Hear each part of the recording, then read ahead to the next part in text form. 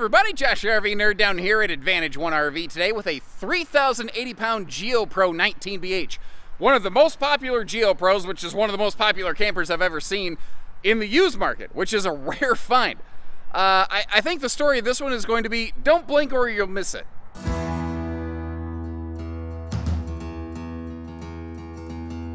Now, the notes given to me by my manager at this location indicated that this RV was used regularly during, I guess, its short period of ownership, but man, it sure ain't showing it in terms of usage and wear and tear. It does help that Rockwood's a very solidly built product. Actually, a couple weeks ago, just before the time of this filming, I had a chance to tour their facilities, GeoPro being one of those. I've always been very impressed with how Rockwood goes about doing things. Like, you'll see them do the extra stuff. Like, you see this says thin shade ready on this full viewing window right here. But if I can get you at the right angle, you can see they actually do include the shade in the window there. It's not just shade ready. They've got like a little screen door, rubber band style kind of closer upper kind of thing. That's a technical term, by the way. I didn't mean to overwhelm you with that, but you get the idea. They're always doing a bunch of extra little things. Like, they were one of the first in this class, in a real mainstream fashion anyway, to include a 110 or 12 volt television, and it actually has its own integrated DVD player on the side here. So if this RV has a Wi-Fi enabling device built into it, we'll talk about that more when we get up to the roof, but sometimes you're just in an area where you don't get good signal, or frankly, sometimes you just want to watch Dumb and Dumber for like the 427th time because the movie is just great. Big gulps, huh? Well, see you around. One of the greatest lines in cinematic history. Now, up top here, you see the handy little headboard. That's very handy just for a place to set your phone. CPAP users, you have a great spot to set your machine because you also have that, pop-up power tower up there, and the USB plugs can keep your phone running. Also, this little camper has some pretty surprising storage about it. It starts here with a big pair of dresser drawers under that front bed space. Now, what is kind of cool is how they kept the full pass-through storage under the master bed completely separate, like inside versus outside. But you notice the dinette gets in on the action too.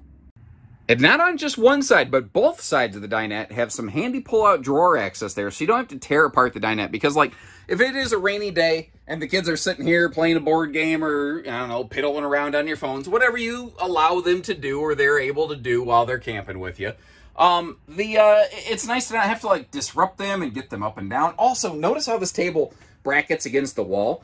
It eliminates one of the pedestal posts. Rockwood, basically the knee knockers. So a long-legged person like me has some decent clearance in there. They do leave a single pedestal in place just to give us some really good stability, because that gives you like a third point of contact, not to mention solid ground contact, so that if you push down on the table to stand up, you don't rip it out of the wall, which is a nice little thing. Another cool little thing, let me see if I can actually show you this here. If I can get my, there we go. Anything that Rockwood builds, if it's load bearing like that, like you could sit or sleep on a dinette. The bed base, the bed deck on this, it's an all welded aluminum cage frame, which is kind of cool.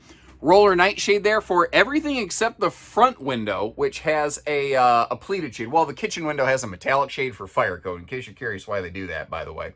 The ceiling here is very vaulted, and it opens this thing right up. And it occurred to me, maybe you'd like to kind of see things without the doors kind of blasted open all over the place real quick here.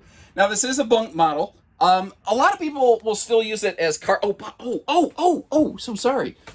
This right here, that's the switch to turn on your inverter. Every single outlet that you see in this RV, like your CPAP outlets by your headboard that I told you about, they are wired into an inverter. So if you need to run household appliances off just your battery power, you can. Understand that when you do that, you are taxing the batteries more quickly, but the fact is it can let you do some things like run a coffee maker or a CPAP machine, say, in a parking lot overnight to give you that extra, boondock capacity or Cracker Barrel capacity, even, as it were. Opening up everything over here. Again, they used it, but like the microwave, the refrigerator, the stovetop, all this stuff is very, very clean. Like, inside the cabinets are not all banged up where they had a lot of cargo or, pots and pans they were smashing around. The folks overall look like they were pretty darn gentle with the thing. About one of the only areas in the RV where it shows any sort of where is a couple of the doors have just a little gap here in the corners, which could be kind of pulled back together. So the cabinetry itself is pocket screwed. These are mitered, and some of the GeoPros have, I've seen, like I'm in a bunch of owners forums. That is something I have seen some owners report after some extended usage. It's the only thing in this RV that really shows any sort of extended usage to me. Now over here, you got a dog or a baby you got to bathe, you got yourself a nice little tub. That will also keep the shower in there, or the shower curtain as it were, so you're not getting water all over the floor. Skylight above for some extra headroom, which on an RV like this, if you're taller like me, if you're 6 foot plus, you're really going to appreciate that skylight. And the big vent fan up there, when we get up to the roof, you'll see also has the roof vent cover. So,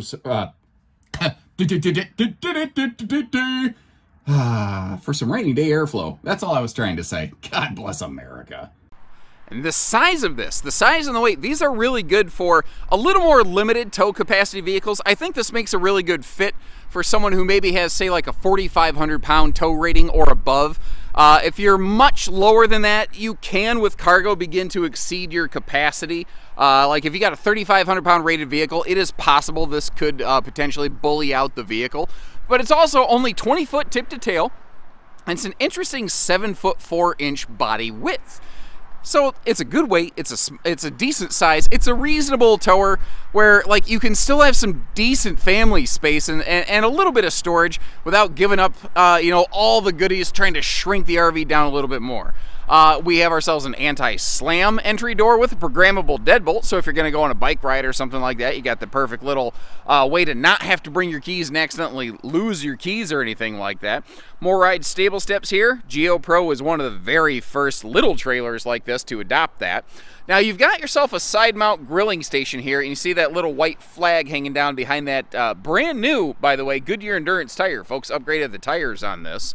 Because Rockwoods now have Goodyears, but at the time this was made, they did not. Now that is where you could mount a grill or griddle. You see that big piece of aluminum, well, like hammered tin at the bottom there, the rectangle. This is where the RV would have been able to hold a Coleman camp grill. I don't see the grill still included with this camper, so it looks like somebody must have just replaced it or kept it or something like that. I do see, however, where their weight distributing anti-sway hitch is included down here, which is pretty cool. So if you are a first-time RVer, that is a nice couple $100 worth of accessories there that you're not going to need to add on. Similarly, you got the jacket bike rack on the front right there, with even with the little kind of offset extension thing if you need a little bit more tailgate clearance or clearance away from the nose cap of the RV.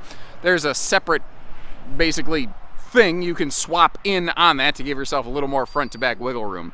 Double 20-pound propane tanks versus a lot of single axle campers that only have a single means a little bit more, you know, dry camp capability or just time between refills. We've got ourselves, actually, interestingly, the black tank flush on this one is on the other side of the RV, but it does have a black flush, outside shower. You've also got an antifreeze inlet down there, which is something Rockwood's done for years, and I don't know that I've talked about it a lot recently, but it's a nice way that you don't have to worry about accidentally taking that sticky bottle of antifreeze into your RV and accidentally making a little bit of a mess. You've got that deadbolting secure cargo bunk door right there. If we get you inside that, you see this has a lot of additional storage space. That's one of the interesting things about this model specifically, or this floor plan in general. Because I've seen this floor plan, like Wolf Pup makes a very good version of a floor plan like this.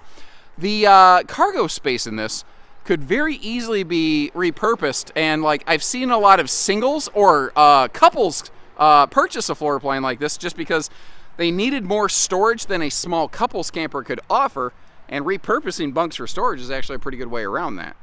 One of the other cool things about this, there is a ladder on the back, and it is a fully walkable roof. My fat dad bod got up here, no problem. Up front, we've got the Wi-Fi Ranger, which is, it is in point of technicality a signal access point, but not everybody knows what that means. I think the easiest way I can describe it, even though it's not exactly correct, but it's close enough, is that it's like a built-in router. So you know, if the park has like local Wi-Fi, something like that, it's something that you can hook into to rebroadcast that signal with a little more strength about your site. Got the low profile 13,500 BTU air over there, 100 watt Go Power solar package, helping keep the batteries topped off a little bit. Kind of nice for keeping the batteries topped off in storage purposes.